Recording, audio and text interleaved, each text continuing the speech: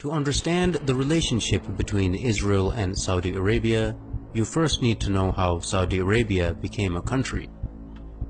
Exactly 100 years ago is a good place to begin a brief analysis of this region, for it was in 1916 that the British and French, along with Russian backing, signed the Sykes-Picot Agreement during World War I.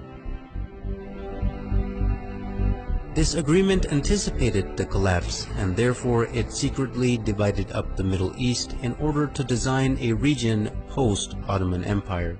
In 1917, the year following the agreement, the Zionists had gained sufficient influence and control over the British government to get it to issue the Balfour Declaration, which promised Jews a homeland in Palestine.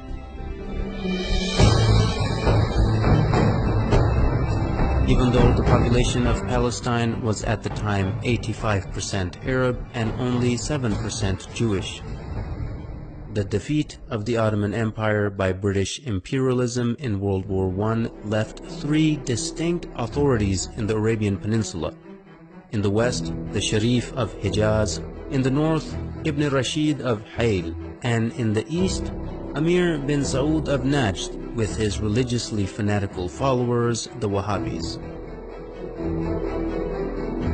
Britain got the most help from the Sharif of Hijaz, who led the Arab revolt against the Ottomans and helped the British defeat them.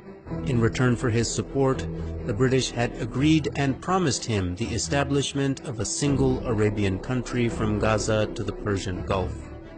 After the war, however, Britain did not keep its promises. Instead, it drew up the Sykes-Picot Agreement and issued the Balfour Declaration. The Sharif was discontent with this betrayal and told the British that he would never sell out Palestine to the Empire's Balfour Declaration. He would never allow the establishment of a Zionist state in Palestine or accept the new random borders drawn across Arabia by British and French imperialists. At this point, T.E. Lawrence, famously known as Lawrence of Arabia, was dispatched to bribe the Sharif and buy his support. When this didn't work, T.E. Lawrence turned to threats, which were also echoed by the colonial secretary Winston Churchill.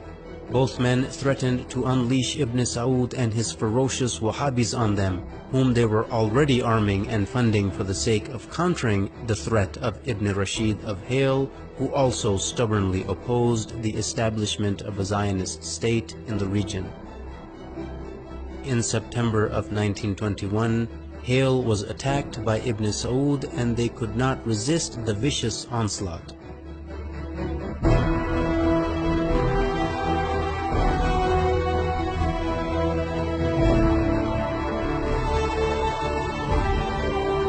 They officially surrendered in November of 1921. Hayl had dissolved into a colony of the Sultanate of Najd. By March 1924, the British realized that Sharif Hussein would not back down, so they unleashed Ibn Saud and his armies on the Hijazi territory as well. Within weeks, the forces of Ibn Saud and his Wahhabi followers began to administer what the British Foreign Secretary Lord Curzon called the final kick to Sharif Hussein and ruthlessly attacked Hijazi territory.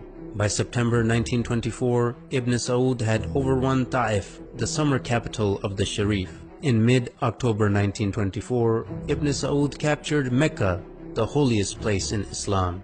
After losing Mecca, the Sharif had to flee and lose his entire territory to Ibn Saud, ancestor of the current Saudi lineage. In January 1925, Ibn Saud had begun his siege of Jeddah, and the city finally surrendered in December 1925, bringing an end to over 1,000 years of caliphate rule which had begun after the demise of Prophet Muhammad. In February 1926, the new unified Wahhabi state was rebranded by the empire in 1932 as the Kingdom of Saudi Arabia.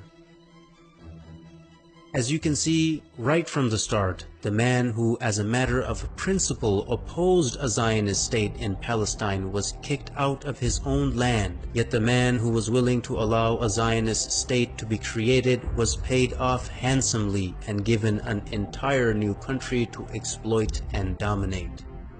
Even today, any nation that is opposed to the legitimacy of the Zionist entity are being destroyed one by one, while the nations that support the existence of the Zionist entity, like Saudi Arabia, are being compensated handsomely for their subservience. Are there any similarities between the Wahhabi and Zionist ideologies, who seem to be completely opposite, but both the creations of the British Empire? Stay tuned to find out.